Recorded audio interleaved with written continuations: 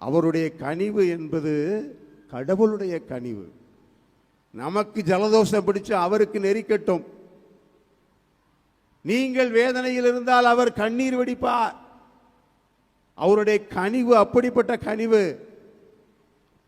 பிள்ளைகளுடைய கண்ணீரிலும் வேதனையிலும் உடன் இருக்கிற தாய்.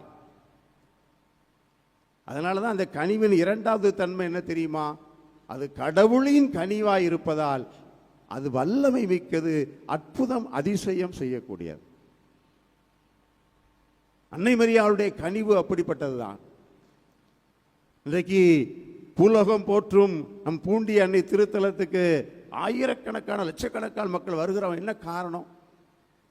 அன்னை மரியாளுடைய கனிவை இவர்கள் சுவைத்திருக்கிறார்கள். அன்னை மரியாதை பற்றி ரொம்ப தெரியாது, அவங்க அப்பா அம்மா பேர் கூட நிறைய தெரியாமல் இருக்கலாம். அன்னை மரியாதை பற்றி இறையெல்லாம் தெரியாது. ஆனால் ஒன்னே ஒன்று தெரியும், அம்மாட்ட போனா மாதாட்ட போனா நமக்கு எல்லாம் கிடைக்கும்.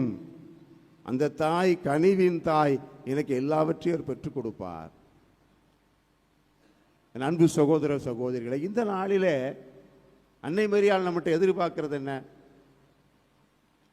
நீங்க என்ன செஞ்சாலும் செய்யாலும் நீங்க அவங்க பிள்ளை தான். அன்னை மரியாளுடைய மகன்தான், மகள்தான். அன்னை மரியாள் கல்வாரியிலே இயேசுவிடமிருந்து அந்த பொறுப்பை எடுத்துக்கொண்டார்.